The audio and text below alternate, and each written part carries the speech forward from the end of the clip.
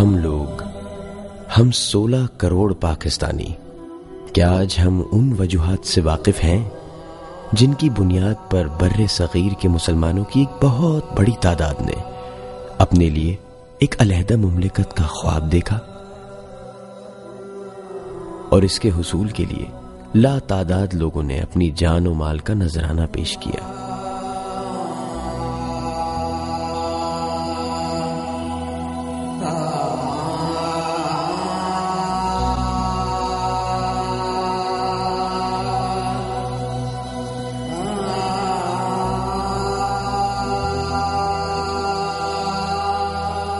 کسی بھی قوم کے روشن اور پائندہ مستقبل کے لیے بہت ضروری ہے کہ وہ اپنی تاریخ اور اپنے ماضی سے نہ صرف آگاہ ہو بلکہ اس کی بنیاد پر اپنے مستقبل کی راہیں استوار کرنے کی صلاحیت رکھتی ہو۔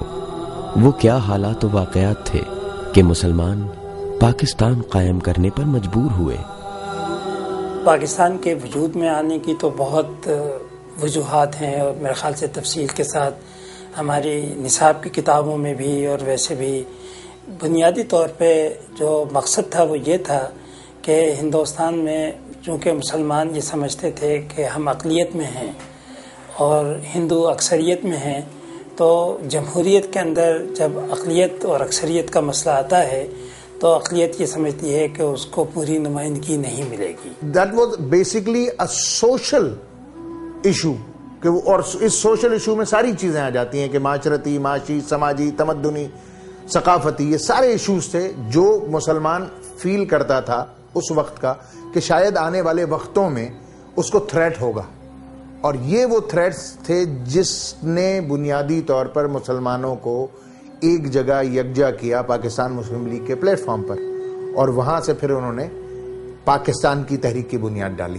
دیکھیے، جب شروع میں پاکستان کی تحریک شروع ہوئی تو وہ تحریک شروع ہوئی تھی مسلمان قوم کے، یعنی مسلمان جو بسنے والے تھے ہندوستان میں، اس کے حقوق کے تحفظ کے لیے۔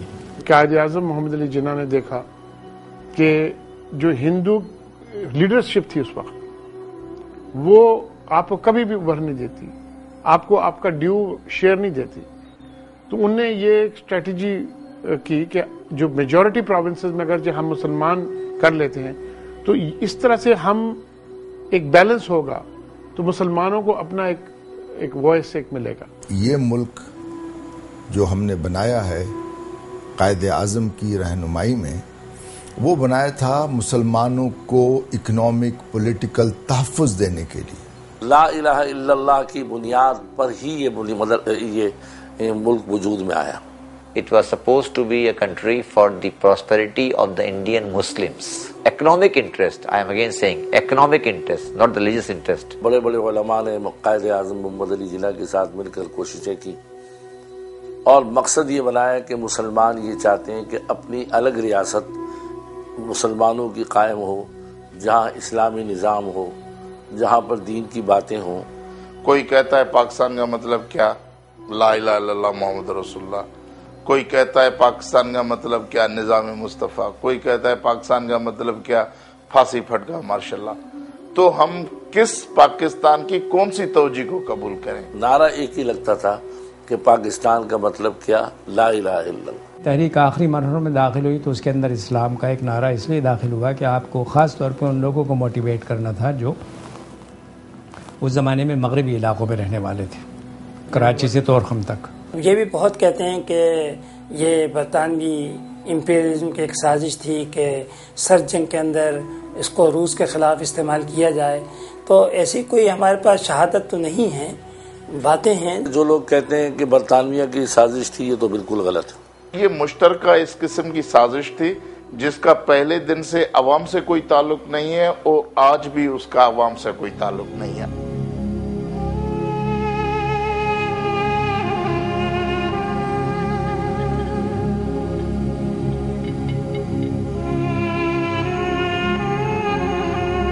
ایک ملک کہ جسے قائم ہوئے صرف 60 برس کا ہی عرصہ گزرا ہو، اس کے قائم ہونے کی بنیادی وجوہات میں اتنی مختلف و متضاد آرا کیوں ہے؟